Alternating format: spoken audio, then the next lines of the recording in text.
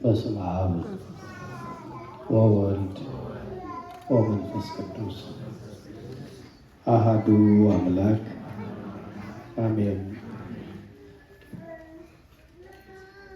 ከዮናስ የሚበልጥ ከዚህ አለ።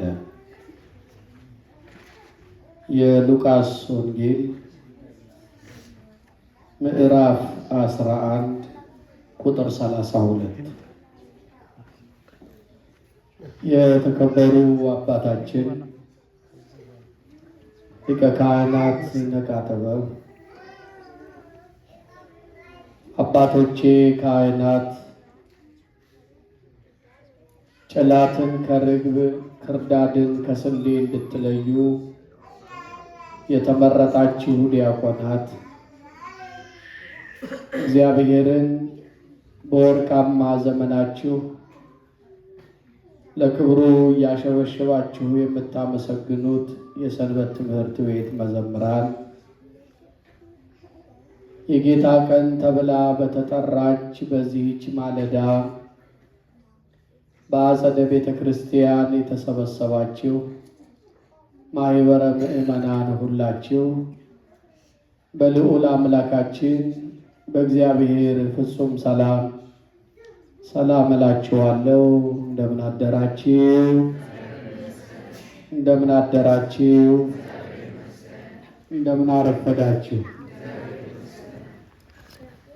በምሕረቱ በቸርነቱ በይቅርታውና በመግቦቱ ያልተለየን አምላከ ቅዱሳን አምላካችን እግዚአብሔር ስሙ ለዘለዓለም የተመሰገነ ይሁን። አምላክን ያየንባት መስታወታችን፣ የሕይወትን ምግብ የተመገብንባት አማናዊቱ መሶባችን፣ ስርጉት በቅድስና ጽኒት በድንግልና ወላዲተ አምላክ ድንግል ማርያም በእናትነት ክብሯ ከፍ ያለች ትሁን።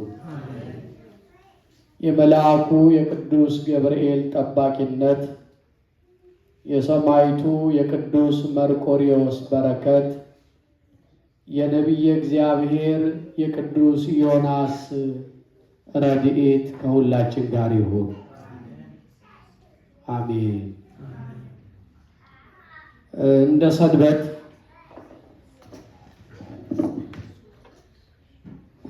ሰንበት ማለዳ የምወስድባችሁ ጊዜ ጥቂት ነው።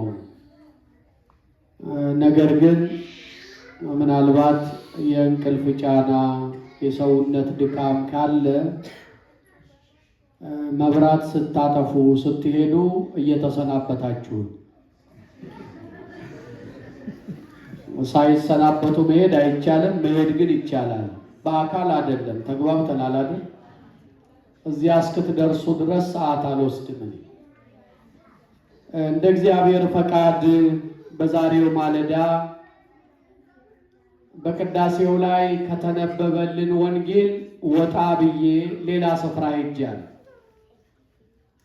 በቅዳሴው ላይ የተነበበልንን ወንጌልና ዲያቆናቱ ውእቱሰ ከመ መርዓዊ ዘይወጽእ እምጽርዑ ብለው ለምን እንዳመሰገኑ በትምህርት አተታ ማመጣው ሆኖ ዛሬ መስከረም 25 ቀን በኢትዮጵያ አቆጣጠር የነቢየ እግዚአብሔር የቅዱስ ዮናስ ዕረፍቱ ስለሆነ ይህንኑ ምክንያት በማድረግ በሉቃስ ወንጌል ምዕራፍ 11 ቁጥር 32 ላይ የተመዘገበውን ቃል መነሻ በማድረግ የማለዳውን መልእክት እንሰማለን። ከዮናስ የሚበልጥ ከዚህ አለ ይላል። ይህንን ቃል የተናገረው ክብር ይግባውና መድኃኒታችን ኢየሱስ ክርስቶስ ነው። በመጽሐፍ ቅዱሱ ከዮናስ የሚበልጥ ከዚህ አለ የሚለው ኃይለ ቃል ሁለት ቦታ ብቻ ተመዝግቦ እንመለከታለን። አንዱ አሁን የተነሳውበት የሉቃስ ወንጌል ምዕራፍ 11 ቁጥር 32 ነው። ሁለተኛው በማቴዎስ ወንጌል ምዕራፍ 12 ቁጥር 42 ላይ ያለ ነው። በሁለቱ ስፍራዎች ላይ ከዮናስ የሚበልጥ ከዚህ አለ ይላል። ከዮናስ ብቻ አይደለም፣ ከፍ ብሎ ደግሞ ከሶሎሞን የሚበልጥ አለ ይላል። ለምንድን ነው መድኃኒታችን እንዲህ አይነት ንጽጽራዊ ትምህርት ያስተማረው? ኢየሱስ ክርስቶስ ከዮናስ የሚበልጥ የተባለበት አመክንዮ ምንድን ነው? ከቅዱስ ዮናስ ሕይወት ጋር እያመሳከርን ጥቂት ነገር እንመለከታለን። በቀዳሚነት የተነሳውበት ሐሳብ እንዲገባችሁ አንቀጿን ብቻ አነብላችኋለሁ። ከቁጥር 29 ጀምሬ እስከ ቁጥር 32 እንዲህ ይላል። ብዙ ሕዝብ በተሰበሰቡ ጊዜ እንዲህ ይል ጀመር፣ ይህ ትውልድ ክፉ ነው፣ ምልክት ይፈልጋል። ከነቢዩም ከዮናስ ምልክት በቀር ምልክት አይሰጠውም። ዮናስ ለነነዌ ሰዎች ምልክት እንደሆናቸው እንዲሁ ደግሞ የሰው ልጅ ለዚህ ትውልድ ምልክት ይሆናል። ንግሥተ አዜብ በፍርድ ከዚህ ትውልድ ሰዎች ጋር ተነስታ ትፈርድባቸዋለች። የሶሎሞንን ጥበብ ለመስማት ከምድር ዳር መጥታለችና፣ እነሆም ከሶሎሞን የሚበልጥ ከዚህ አለ። የነነዌ ሰዎች በፍርድ ከዚህ ትውልድ ጋር ተነስተው ይፈርዱበታል፣ በዮናስ ስብከት ንስሐ ገብተዋልና፣ እነሆ ከዮናስ የሚበልጥ ከዚህ አለ ይላል። ስለ ቃሉ እግዚአብሔር የተመሰገነ ይሁን። መድኃኒታችን ኢየሱስ ክርስቶስ በዘመነ ሥጋዌ በንጽጽር ካስተማራቸው ትምህርቶች መካከል አንዱ አሁን ያነበብኩላችሁ ክፍለ ምንባብ ተጠቃሽ ነው። ወደ ዮናስ መብለጥ ከመምጣታችን አስቀድሞ ከሶሎሞን የሚበልጥ ከዚህ አለ ብለዋል። ሶሎሞንን ለምን ማነጻጸሪያ ያደረገው? ወደ ኋላ እንመለስ ጥቂት ለማስታወስ። ሶሎሞን የአባቱን የዳዊትን ንግስና እግዚአብሔር በሰጠው ጸጋ የተረከበ የዳዊት ልጅ ነው። ገና ወደ ስልጣን ወደ ወንበር ሲመጣ የ13 ዓመት ወጣት ነው። ልጅ ያቦካው ለራት አይበቃም ተብሎ በሚቀለድበት ዓለት የ13 ዓመቱ ብላቴና ሶሎሞን የእስራኤልን ሕዝብ ይመራ ዘንድ ኃላፊነት ተሰጠው። በጣም የሚገርመው በዚያ ዕድሜው ይሄ ኃላፊነት እሱ ትከሻ ላይ ሲወድቅ ስራውን ከመጀመሩ ኃላፊነቱን ከመወጣቱ በፊት የልጅ በሳል ሆነ። በእግዚአብሔር ፊት ተንበርክኮ ሕዝቡን መዳኘት እችል ዘንድ ማስተዋልና ጥበብ ስጠኝ ብሎ እግዚአብሔርን ጠየቀ። ወገኖቼ እግዚአብሔር ለጸጋ ይሁን ያለው በማለዳ ያለ አስተማሪ መንፈሳዊ ይሆናል። እግዚአብሔር ልጆቻችሁን ያቅናላችሁ። ገና በ13 ዓመቱ ማስተዋልና ጥበብን ጠየቀ። እግዚአብሔር ደግሞ ካንተ በፊት ካንተም በኋላ ያሉ ያልጠየቁኝን ጠይቀሃልና ማስተዋልና ጥበብን ሰጥቼሃለሁ። እንደ ሰማይ ከዋክብት እንደ ምድር አሸዋ በበዛ ሕዝብ ላይ ዳኛ እንድትሆን አሰልጥኜሃለሁ አለው። የእግዚአብሔርን ጸጋ በተቀበለ ምሽት 2 ሴቶች ተካሰው ወደ ሶሎሞን መጡ። ከኔ ጋር ናችሁ? ዳኝነት ነውና ወደ እርሱ የመጡትን ሴቶች የማዳመጥ ግዴታ ነበረበት።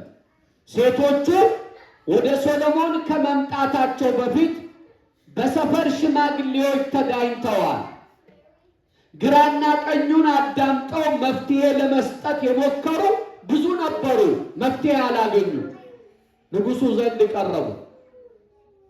በመጀመሪያ ሐሳቧን ያቀረበች በጉዳዩ ላይ ሐሰት ያላት ናት።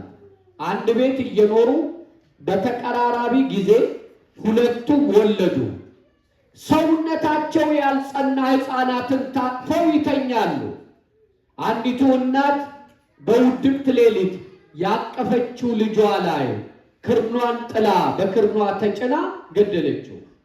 የሞተ ልጇን ለሌላይቱ እናት ለተኛች ላንቀላፋች እናት አሳቅፋ በሕይወት ያለ ልጅ ሰርቃ ወደ ራሷ ብብት አመጣች። አንድ ቤት እየኖሩ ተካካዱ። እግዚአብሔር አንድ ላይ እየኖሩ ከመካካድ ይጠብቀን። አንድ ላይ እየኖሩ መካካድ ምንኛ ይከፋል። አንድ ላይ እየኖሩ በሽፍታነት መንፈስ የመኖርን ያህል ኪሳራ ከወዴት ይገኛል? በአንድ ቤት እየኖሩ እግዚአብሔር በማይወደው ርኩሰት መተዳደር ምንኛ ልብ ሰባሪ ነው። አንድ ቤት እየኖሩ እንዲህ አይነት ወንጀል ተሰራ። በጉዳዩ ላይ ዳኝነት እንዲሰጡ የተጠየቁ የሰፈር ሰዎች መዳኘት አልቻሉ። ንጉሡ ጋር ቀረቡ። ሐሰተኛይቱ እኔ ተኝቼ ሳለ የሞተ ልጅ አምጥታ አሳቀፈችኝ፣ በሕይወት ያለው የኔ ነው የሞተው የእርሷ ነው ብላ ክርክሯን አቀረበች።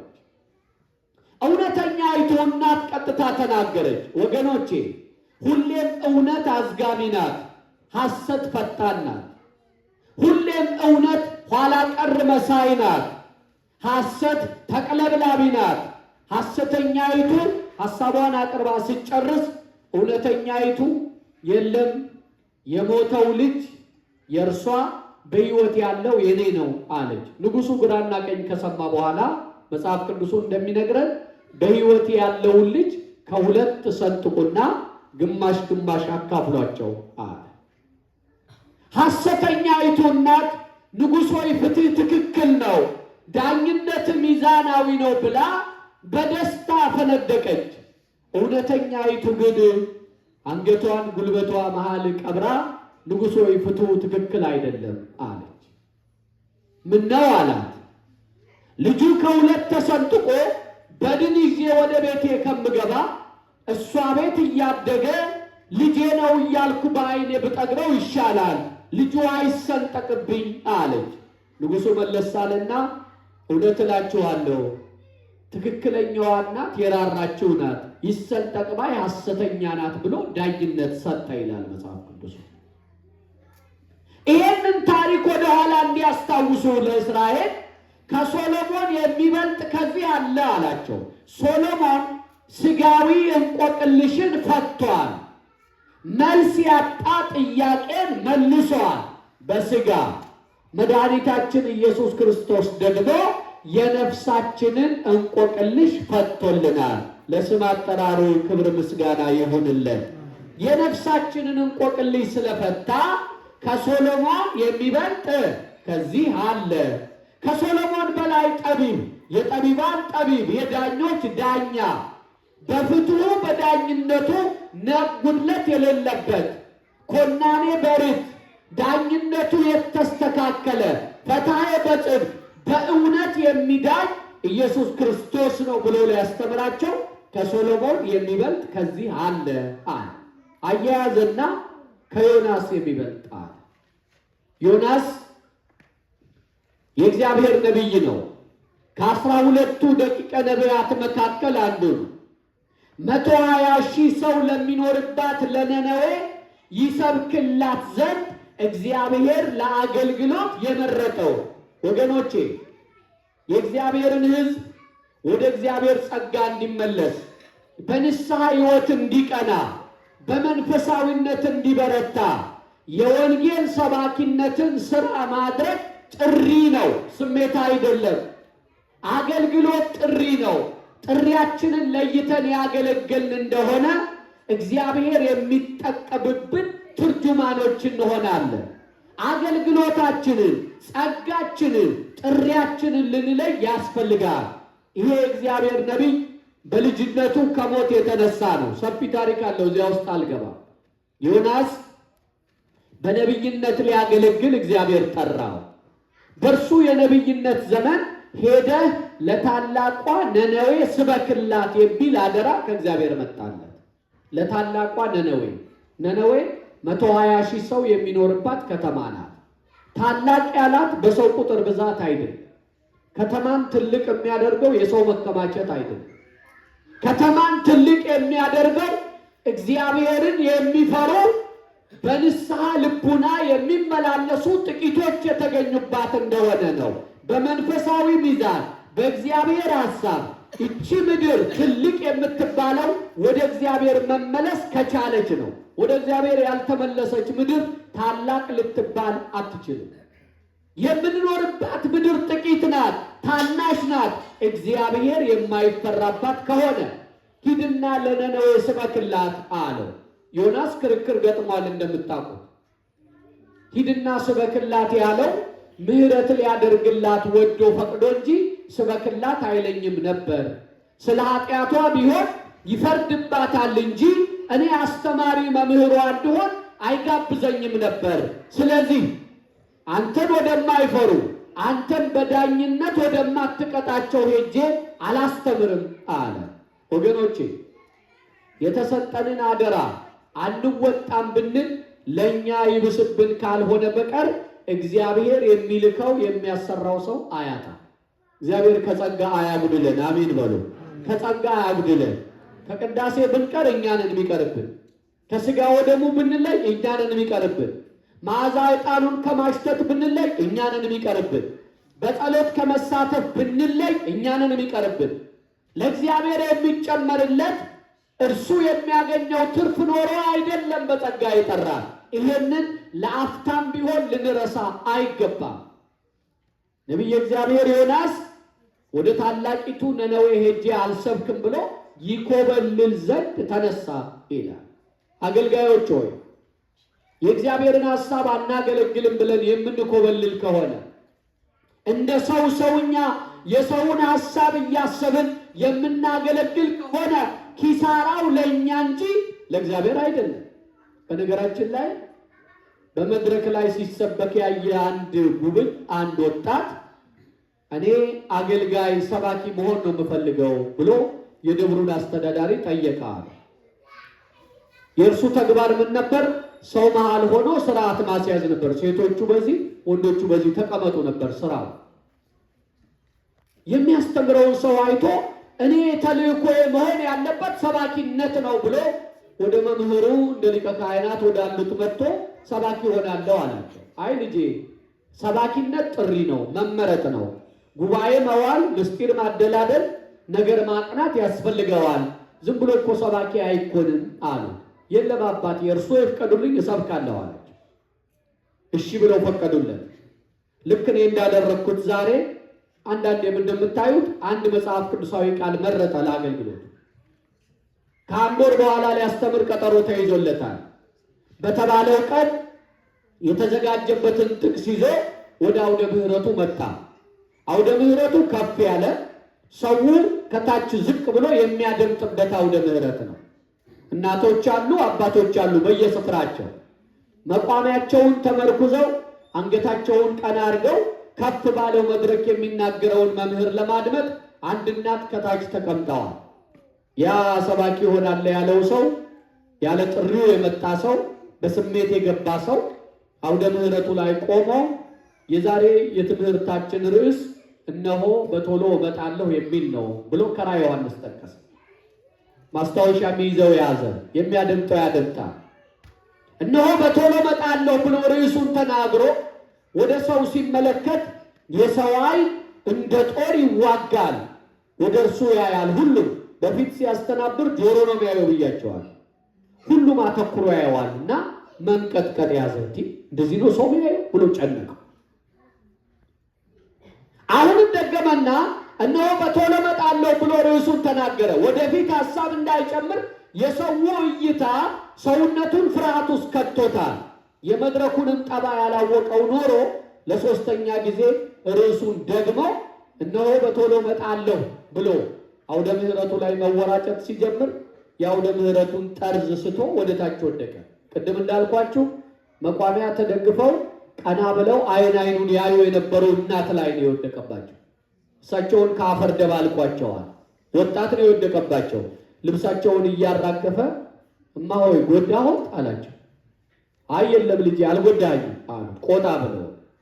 አረ ጎዳሁት እንጂ ከላይ ወድቄበት አላቸው። አልጎዳኸኝም አልኩ አሉ ተቆጥተው። እንዴት አልጎዳሁትም አላቸው። እንዲያውም ጥፋተኛው ራሴ ነኝ አሉ።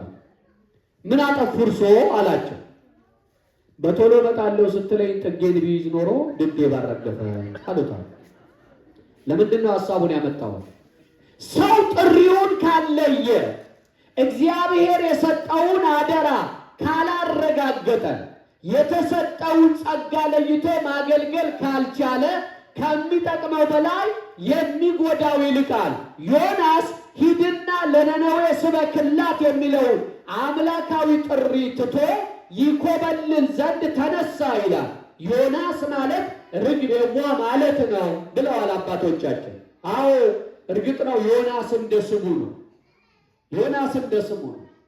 የዋህ ሆኖ እግዚአብሔር የሰጠውን የአገልግሎት የጥሪ አደራ አሻፈረኝ ብሎ ይኮበልል ዘንድ ተነሳ። ወገኖቼ በየትኛውም ሁኔታ ውስጥ ሆነን ኮብልዬ አመልጠዋለሁ የማንለው ዳኛ እግዚአብሔር በዙፋኑ አለ። በየትኛውም ሁኔታ ውስጥ ሆነን በመኮብለል የማናመልጠው ንጉሥ በሰማይ አለ። ይሄ ሃይማኖት በልባችን እንደ ሐውልት ቢጸናልን በቅድስና ባጌጥን በምግባር በበረታን በሃይማኖት በጸናን ነበር። እግዚአብሔር ይህንን ሃይማኖት በልባችን ያጸናልን። ዮሴፍን ኃጢአትን እምቢ እንዲል ያስቻለው እኛ መሃል እግዚአብሔር አለ ማለቱ ነው። አያችሁ፣ ሰው በሌለበት ታዛቢ በሌለበት የሚሰወረው የሌለ ዓለማትን በእፍኙ የያዘ እግዚአብሔር ያያል ማለቱ በቅድስና እንዲኖር አስችሎታል። ወጣቶች ይህን መልእክት የምትሰሙ ዛሬ ማለዳ በአጸደ ቤተ እግዚአብሔር የተገኛችሁ ምዕመናን እግዚአብሔር ያየኛል የሚል ቃልን በልባችሁ ላይ አትሙ። እግዚአብሔር ያየኛል ካላችሁ በቅድስና ለመኖር በዘመራችሁት ቃል ለመጽናት በንስሐ ሕይወት በርትቶ ለመኖር አትቸገሩም። ሁላችን ልብ ላይ ታትሞ ያልቀረው እግዚአብሔር ያየኛል የሚለው ቃል ነው። ይኮበልል ዘንድ ተነሳ፣ ዋጋ ከፍሎ ወደ አንዲት መርከብ ገባ ይላል። ከእግዚአብሔር የኮበለለ ሰው ሁሌም ዋጋ ይከፍላል። ዋጋ ከፍሎ ይላል መጽሐፉን ይሁት ትንቢተ ዮናስ።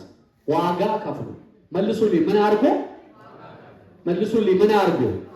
አያችሁ፣ ከእግዚአብሔር የሚለይ ሰው ዋጋ ይከፍላል። አሁን ትናንትና ለቅድስት ቤተ ክርስቲያን ግንባታ አስተዋጽኦ ስጡ ስትባሉ እግዚአብሔር ባሳሰባችሁ መጠንና ልክ ሰጣችኋል።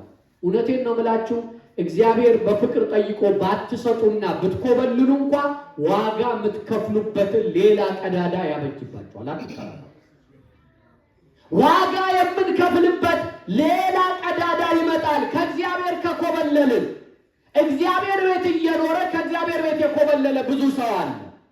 አካሉ ቤተ እግዚአብሔር ነው፣ ተለይቶ አያውቅም።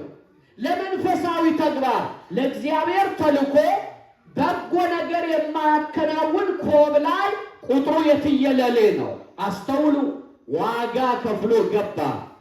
የተሳፈረባት መርከብ ታላቅ ማዕበል ተነስቶ ተነዋወጠች ይላል። ከኔ ጋር ናችሁ? ታላቅ ማዕበል ተነሳ። የሚገርመው ከእግዚአብሔር ኮብልለን ዋጋ ከፍለን የገባንበት የትኛውም ታንኳ ተረጋግቶ መኖር አይችልም። በብዙ ጉዳይ እኮ አልተረጋጋንም። በብዙ ጉዳይ እኮ ሰላም አይሰማንም። በብዙ ጉዳይ እኮ ጸጥታ አልሆነልንም። በብዙ ጉዳይ እርካታ አልሆነልንም። ተኝተን አንረካ፣ በልተን አንጠግብም፣ ለብሰን አይደምቅብንም። ምንድን ነው ችግሩ? ዮናስ ዋጋ ከፍሎ የገባባት መርከብ ላይ ወደ ታችኛው ክፍል ወርዶ ተኝቶ ነበር ይላል። የሚገርም ነው። እርሱ ተኝቷል። ያቺ የተሳፈረባት ጀልባ ግን ታላቅ ማዕበል ተነስቶ ያንገላታታል። በመከራ ዘመን ተደላድሎ የሚተኛ ኮብላይ ብቻ ነው። ይሄ ዘመን የመከራ ዘመን ነው። በምንም ቃል ላብራራው አልችልም። ይሄንን አይደለም አይደረግም የሚለኝ አንዳች ሰው እዚህ ውስጥ ይኖራል ብዬ አላስብም። ዘመኑ የመከራ ነው። እግዚአብሔር ያሳልፍልን። አሜን በሉ።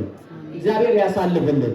ምናልባት አሁን በሀገራችን የሚሰማውን የተለያየ በዜና የምታውቁትን መከራ እኔ ሊገባችሁ በሚችል ቃል ብናገር ከሰማችሁት በላይ ልትታመሙ ትችላላችሁ። ያ መከራ እዚያ ማዶ ነውና እኔን አይመለከትም የምንልበት ሁኔታ ግን የለም። ሩቅ ያለው መከራ ሳናስበው ይቀርባል። እኔ ሁልጊዜ በመድረክ ሲነገር የሰማሁት አንድ የልጅነት ምሳሌ አለ። እድሜያቸው ሄድ ያለ እንቁራሪቶችና ወጣት እንቁራሪቶች ኩሬ ውስጥ ሆነው ቃል ይለዋወጣሉ አለ። እነዚያ እድሜያቸው ገፋ ያሉ እንቁራሪቶች ውሃ ውስጥ ሆነው አውጣን አውጣን ይላሉ። ወጣቶቹ ደግሞ ይስቁባቸዋል። እንዴ አሁን የኛ መኖሪያ ውሃ ነው፣ ከዚህ ከውሃ ውስጥ አውጣን እያላችሁ ከምን እንዲያወጣ ነው እግዚአብሔርን የምትጨቀጭቁት እያሉ ተሳለቁባቸው። በነገራችን ላይ ወጣትነት በቃለ እግዚአብሔር ልጓም ካልተያዘ የቀልድ ዘመን ነው። እነዚህን ወጣቶች አካላቸው እዚህ እንደመጣ እግዚአብሔር በቃሉ ጸጋ ሕይወታቸውን ተቆጣጥሮ ያጽናልን። አሜን በሉ። ወጣት ማለት በነገራችን ላይ ውጣት ማለት ነው። ወጣት ማለት ውጣት። የትኛዋን ዘመን? የእሳቷን ዘመን ውጣት። ጓደኛ የሚለውን ቃል ምን አሉ ቀሲስ መንግስቱ አንዴ የተሰማ ጓደኛ ነው አሉ። ጓደኛ አይባልም። ጓደኛ አማርኛችን ወዝ ነበረ። ጓደኛ ማለት አሁን ማስተር ቤድሩም ይሄ ነው አይደል የምትሉት? እዚህ ሀገር እኛ ሀገር ጓዳ ነው የምትባለው። እናት አባት የሚተኙባት ዝም ብላ ስሯጭ የሆነች ቦታ ጓዳ ያቺ ናት አይደል ምንለው? ያቺ ጓዳ ብዙ ገበና ያለባት ነው። ጓደኛ ማለት ገመናዬን የሚያውቅ ማለት ነው። እዚያ ውስጥ አልገባ። ወጣትነት ከባድ ነው። ውጣት ማለት ነው እግዚአብሔር በቃሉ ካልገራው፣ በመንፈሳዊነት ካልተቆጣጠር ነው፣ እግዚአብሔርን በመፍራት ካልያዝ ነው ያ ዘመን ሲያልፍ ኪሳራው ምርቱም የሚቀረው እዚያ ላይ ወገኖቼ።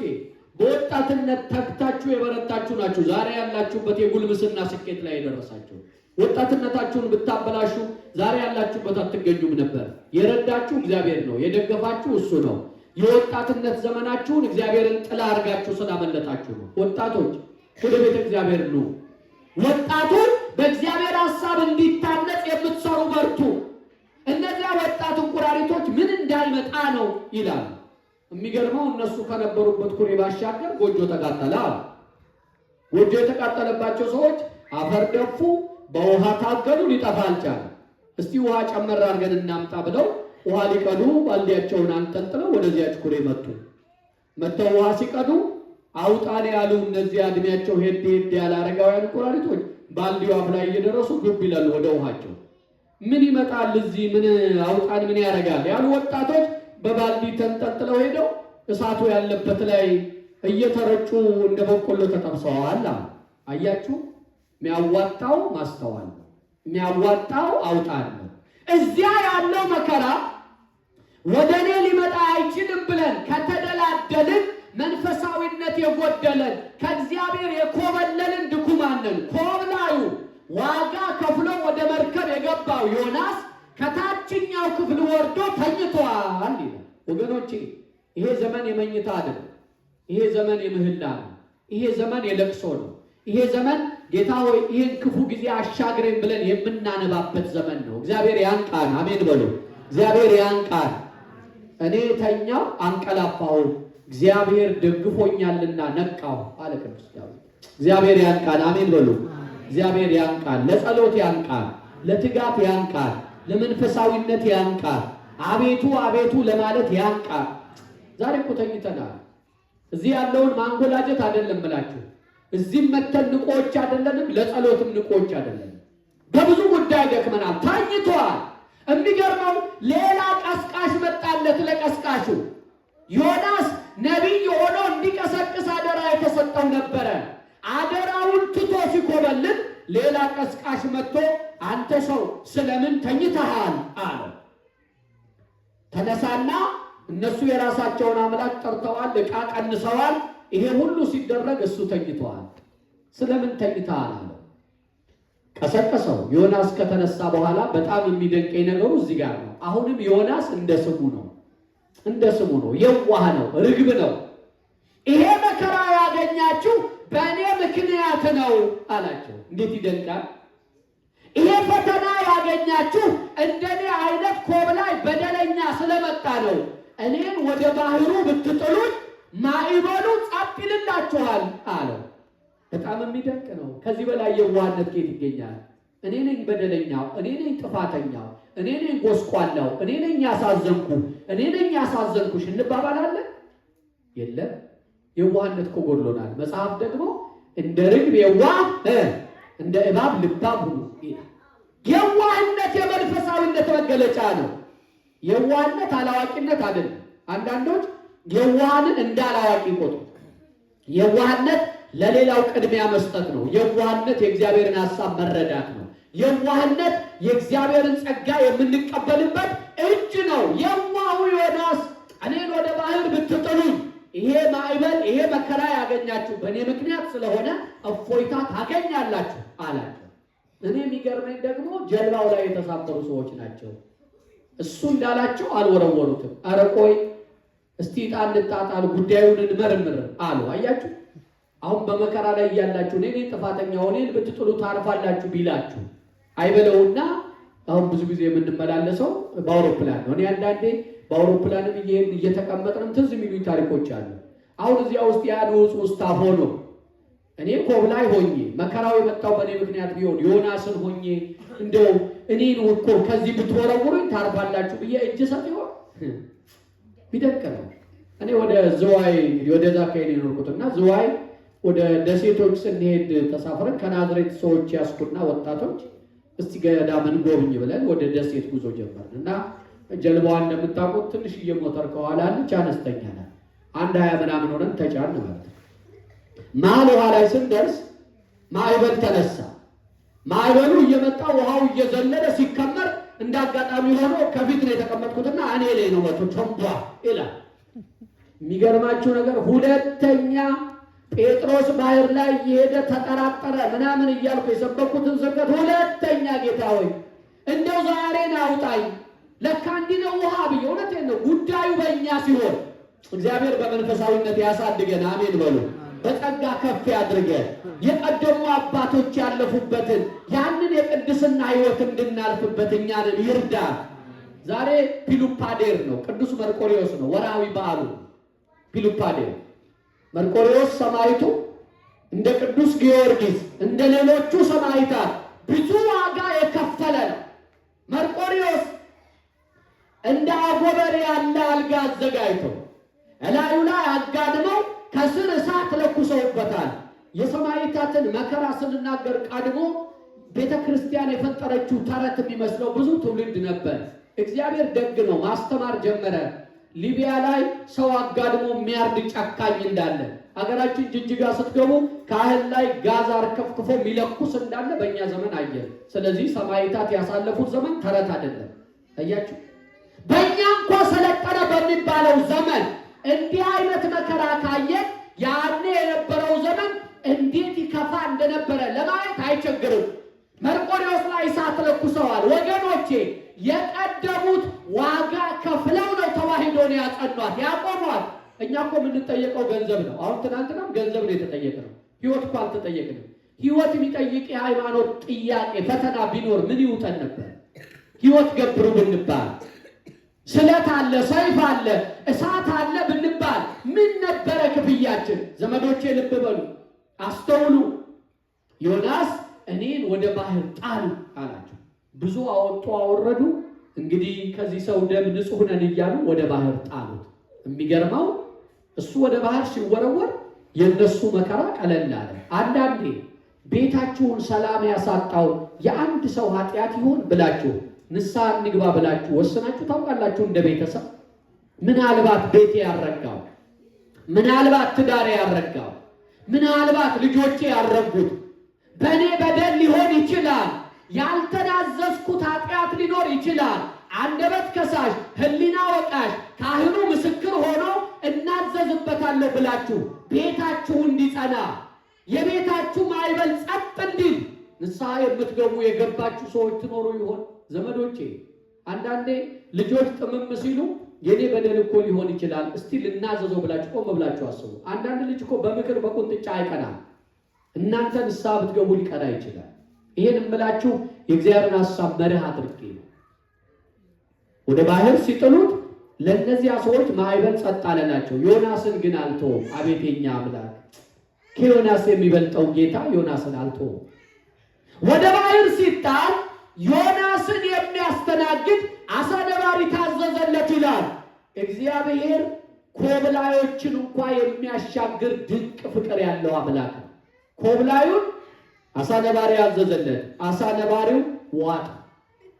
የአሳ ነባሪው ጠባይ አንድን አካል ከዋጠ በኋላ በውስጥ እንደ መጋዝ የተሰናዱ ጥርሶቹ እምሽክ የማድረግ ኃይል አላቸው። እኔ የምደነቀው ደግሞ እዚህ ጋር ለካ እግዚአብሔር ጣልቃ ሲገባ ተፈጥሮ ይለወጣል። አያችሁ፣ እግዚአብሔር ጣልቃ ሲገባ ተፈጥሮ አሰራራ ይለወጣል።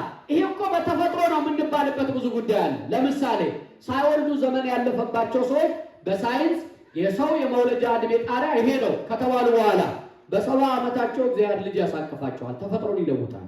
በአብርሃም በሳራ የሆነው ይሄው ነው። ተፈጥሮን የሚለውጥ አምላክ አለ።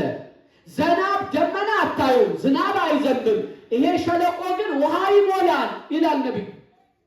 እንዴት ይሄ ሆነ? ይሄ በእግዚአብሔር ዓይን ቀላል ነው ይላል። ባለቅዳሴውም የተናገረው ነገር አለ። ወገኖች እግዚአብሔር ተፈጥሮን ይለውጣል። ዘበላይሉ አንጎድጎደ ወዘበታይቱ አርአደ ወደመና ተኬደ። በላይ ላሉት ድምፅን አሰማ፣ በታች በሲኦል ያሉትን አንቀጠቀጠ አለና ዘእንበለ እሳት አንደደ ወዘእንበለ ማይ አብረደ። ያለ እሳት አቃጠለ፣ ያለ ውሃ አበረደ። ይሄንን ማድረግ የሚችል እግዚአብሔር ብቻ ነው። ተፈጥሮን ይለውጣል። ያለ እሳት ያነዳል፣ ያለ ውሃ ያበርዳል። ክብር ምስጋና ለአምላካችን ለእግዚአብሔር ይሁንልህ። እግዚአብሔር ድንቅ አምላክ ነው። አጨብጭቡ፣ አይዟችሁ። ለንግግሩ ውበት አይደለም። በነገራችን ላይ ለንግግሩ ውበት አይደለም። አሁን ያመሰገናችሁ ተአምር ለሚሰራው ለእግዚአብሔር ነው አይደል? ይሄንን አመናችሁ አመስግኑ። አንዳንዴ ምንድነው እኔ ብዙ ጊዜ ማየው አንዳንድ ቦታ አንዳንድ ሰው ደስ ያለው የእግዚአብሔር ስራ ብሎ ሲያጨበጭብ ጎረቤት ጸጥ ካለ ድንግጥ ይላል። አንዳንድ ሰው ምን አለ ቅዱስ ጳውሎስ? እብዶች ብንሆን ለጌታ ነው ይላል። ለእግዚአብሔር እብድ መባል አይሻልም? እያጨበጨቡ እስቲ ያጨብጭቡለት እንደገና። ከትናንቱ ጭብጨባ የዛሬው ሻል ይላል። ለካ ስትጠግቡ ነው ማታጨበጭቡት። ጠዋት ጠዋት ጥሩ ናችሁ ማለት ነው። ከትናንቱ የዛሬ የተሻለ። ልመለስ፣ ልብ በሉ። ዛሬ ዮናስ ላይ ነን። መስከረም 25 ነው። በደንብ ተከተሉ። ፀዓተ ክረምት ነው። የክረምቱ መውጣት የምናበስርበት ቀን ነው። አሳ ነባሪ አዘጋጀ ብያቸዋል። ተፈጥሮ ተለወጠ። ሆድ ውስጥ ነው ያለው። እንደ መጋዝ የተሰናዳው ጥርሱ አልሰነጠቀው። ወሰደና ነነዌ ዳርቻ ላይ ተፋው ይላል። አያችሁ፣ ለካ እግዚአብሔር ተፈጥሮን የሚቆጣጠር ጌታ ነው። ዛሬ ምን አሉ ዲያቆናቱ? ውእቱሰ ከመ መራዊ ዘይወፅእ እምጽሮ፣ ከጫጉላው እንደሚወጣ ሙሽራ ብለው የነቢየ እግዚአብሔር ዳዊት በመዝሙር 18 ላይ ያለውን ቃል ነው ያወሱ። ከጫጉላ እንደሚወጣ ሙሽራ፣ ሙሽራው ደምቋል አምሯል ብሎ ተናገረ ዳዊት። ልክ እንደዚሁ ሁሉ ከአንድ ያማረ ነገር ስታዩ ፀሐይ መሰለ አይደል? ምን ነው ፀሐይ ይመስላል ነው ምን ነው። ልብ በሉ። አሁን ዛሬ ሙሽራ ከጫጉላ ወጥቶ ያማረ እንደሆነ እግዚአብሔርም ፀሐይን በመስኮቷ ብቅ አደረጋት፣ ሙሽራ አስመስለው አስዋባት ይላሉ። ዛሬ ክረምት ስላለቀ ዝናቡ አቁሞ የፀሐይ መውጫ የሚበሰርበት ቀን ስለሆነ አያችሁ፣ ተፈጥሮን የሚቆጣጠር እግዚአብሔር ነው። ይሄ በተፈጥሮ የመጣ ነው። እንዲያውም አንዳንዴ አይታችሁ ከሆነ አንዳንድ ህመሞች በዘር አለ ይላቸዋል። ስኳር መጣ፣ ግፊት መጣ፣ ምናምን መጣ ሲባል በቤተሰብ አለ ይላቸዋል ሐኪም። እዚህ ውስጥ ያላችሁ በደንብ ስለምትተነትኑት ለእናንተ መናገር ለቀባሪ ማርዳት ምን እያለ ነው? በሌላ አነጋገር ይሄ በጂን ትዋረሰዋለህ በተፈጥሮ የመጣብህ ነው ሊለን ነው አይደል? መጨረሻ አያችሁ፣ ተፈጥሮን የሚለውጥ የተአምራት ጌታ ግን የእኛ አምላክ እግዚአብሔር ነው። እርሱ ይሰራል፣ ክንደ ብርቱ ነው። ነነዌ ዳርቻ ላይ አሳ ነባሪው ተፋው። እቺ ከተማ ማን ትባላለች አለ ዮናስ። የዋ ዮናስ ነነዌ ናት አለ። ገባና በጣም ይገርመኛል። ስብከቱን በደንብ አንብቡት። ነነዌ በ3 ቀን ትገለባበጣለች አለ። አሁን ይሄ ስብከት ነው ማስደንገጥ ነው። በጣም ይደንቅ። ነነዌ በ3 ቀን ትገለባበጣለች አላቸው። ለምንድን ነው ነነዌ የምትገለባበጠው? በደላችሁ እስከ እግዚአብሔር ስለደረሰ አገር አቀፋዊ ንስሐ ተደረገ። እንስሳት እርስ በርሳቸው አልተገናኙም። ንጉሱ ከዙፋኑ ወረደ። ወገኖቼ አገራዊ ንስሐ ለመፈወስ ብቸኛ መንገድ፣ አገራዊ ንስሐ በሀገር ላይ የመጣውን መርገም ለማስወገድ ቁልፍ ነው። አገራዊ ንስሐ፣ ብሔራዊ ንስሐ ሕይወታችን ተመሰቃቅሎ መክረም እንዳይሆን የመጣብንን ቁጣ የሚለውጥ ታላቅ ጸጋ ነው። በዚህ ጉዳይ ብዙ አባቶች ብዙ ብለዋል። የኢትዮጵያ መከራ ዛሬም አላበቃም። እኔ ሰሞኑን የሰማሁት ዜና በጣም ዘግናኝ ነው። የተሰማ ዜና ሁሉ አይታመንም፣ ግን ከቅርብ መረጃ የሰማሁት ስለሆነ ብቻ ነው ጉዳዩ አንጀቴ ገብቶ እስካሁን ድረስ ሁኔታውን ለማሰላሰል እንኳን ጉልበት አቅም ያጣሁበትን ዜና ሰምቻለሁ። ቦሌ አራብሳ የሆነ የ7 ዓመት ልጅ ምን እንዳደረጉባት ሰምታችሁ ከሆነ በጣም ዘግናኝ ነው። ለጆሮም ግራ ነው። የት ነው ያለነው ያሰኛል። በፖለቲካ በሌላም ጉዳይ የሚዋደቀውን እንኳን ትተን ምንም አይነት ምክንያት የሌለው እቺ እናት የገንዘብ ድርድር አልቀረበላትም። ልጇን የነጠቃትን ወሳጅ አታውቅም። ብቻ ያወቀችው ልጇ ላይ ካራርፎ እንዳልነበረ ሆኖ የ7 ዓመት ልጅ ሲጣልላት ብቻ። ወገኖቼ አገራዊ ንስሐ መፍትሄ፣ አንድ ቤተሰብ እንዲፈወስ ቤተሰባዊ ንስሐ መፍትሄ ነው። ነነዌ ትገለባበጣለች አለ። በአገር ደረጃ ንስሐ ገቡ። 3 ቀን ጾሙ፣ ጸለዩ። የሚሆነውን ያይ ዘንድ አቤት ዮናስ እንደ ስሙ ነው። ይገርማል። አሁንም የዋው ዮናስ ከፍ ባለ ተራራ ላይ ሆነና እስቲቺ ሀገር ምን እንደምትሆን እሳት አምጥቶ ያቃጥላት ይሆን ብሎ እግዚአብሔርን ሊታዘብ ከፍ ያለ ቦታ ተቀመጠ። ከፍተኛ ፀሐይ አለ። እግዚአብሔር አንዲት ቅል አበቀለ ይላል። በ5 ቀን ነው የበቀለ። እዚያ ብቅ አለች። 5 ቀን መጋረጃ ሆነችው። ቅሏ በቅላ ዋይ ፀሐይ እንዳያቃጥለው እንደ ደመና ተዘርግታ አረጋጋችው። ሆይ አለ። ቢያይ እሳት አይመጣም፣ ቢያይ አይመጣም። ያቺ የበቀለች ቅል በአንድ ጀንበር 5 ቀን እፎይታ የሆነችው ቅል በአንድ ጀንበር ድርቅርቅ አለች። ዮናስ ተቆጣ። ላገለግል መጥቼ ቅዝቃዜ እረፍት የሰጠችኝ ይቺ ቅል እንዴት ትደርቃለች ብሎ ተበሳጨ። እግዚአብሔር ተገለጠና ውሃ ላላጠጣሃት፣ ተክለህ ላልተንከባከብካት፣ ስለዚህ ይቺ ቅል ለምን ትቆጣለህ አለ። እንዴት አልቆጣ? ፀሐይ እያቃጠለኛል። እንግዲያው ግራና ቀኛቸውን ለማያውቁ ምንም ላልተረዱ ለነነዌ ሕዝብ እኔ አላዝንምን አለ። አንተ ላልተከልክበት ካዘንክ እኔ ለፈጠርኩት ፍጡር አዝናለሁ አለ። ይሄ በትንቢተ ዮናስ ያለ ነው። ጌታችን ምን አለ? ከዮናስ የሚበልጥ ከዚህ አለ። ዮናስ ሂድና ለነነዌ ስበክላት ሲባል አልሰብክም ብሎ ኮበለለ። ከዮናስ የሚበልጠው ጌታ ግን በፈቃዱ ከሰማያት ወረደ። አያችሁ፣ እምቢ አላለ። ዮናስ እምቢ አለ፣ ኮበለለ። አካላዊ ቃል ኢየሱስ ክርስቶስ ውረድ ተወለድ ሲባል ግን እሺ በጄ ብሎ በድንግል ማኅፀን አደረ። ከዮናስ ይበልጣል ማ? ኢየሱስ ክርስቶስ። ዮናስ ኮብልሎ ሲጓዝ ምን ብሎ ነበረ? በእኔ ምክንያት ይሄ መከራ አገኛችሁ ብሏል። የመከራ ምክንያት ነበረ ዮናስ። መድኃኒታችን ኢየሱስ ክርስቶስስ የመረጋጋታችን የሰላማችን ምንጭና ምክንያት ነው። ከዮናስ ይበልጣል። እኔን ወደ ባህር ብትጥሉ የእናንተ ማዕበል ጸጥ ይልላችኋል አለ። ጌታችን ኢየሱስ ክርስቶስን ስለኛ መከራ ራሱን አሳልፎ ሰጠ። እሱ ስለኛ መከራ መስዋዕት ሲሆን የኛ መከራ ጸጥ አለልን። ከዮናስ ይበልጣል።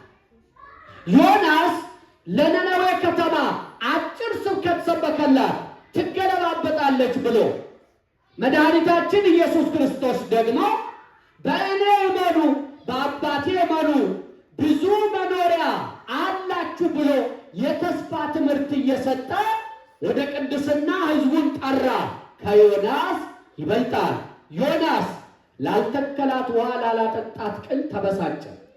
መድኃኒታችን የመጣበትን መከራ የሞቱን ጽዋ በጌቴሴማኒ በአትክልቱ ቦታ ተንበርክኮ አባት ሆይ ብትወድስ ይህች ጽዋ ከኔ ትለፍ፣ ያንተ ፈቃድ እንጂ የኔ ፈቃድ አይሁን ብሎ አብነት ምሳሌ ሆነ። ብስጭትን አራቀ፣ ፈቃደ እግዚአብሔርን ጠየቀ። ከዮናስ ይበልጣል። በዮናስ ስብከት የነነዌ ሰዎች ንስሐ ገብተው ምሕረት አገኙ። በመድኃኒታችን በኢየሱስ ክርስቶስ ሞትና ትንሣኤ የሰው ልጅ ሁሉ አረፈ። እግዚአብሔር የተመሰገነ ይሁን። ስለዚህ ከዮናስ የሚበልጥ ከዚህ አለ። ከዮናስ የሚበልጠው ማን ነው? ኢየሱስ ክርስቶስ። መልሱልኝ። ከዮናስ የሚበልጠው ማን ነው? ከዮናስ የሚበልጠው ማን ነው?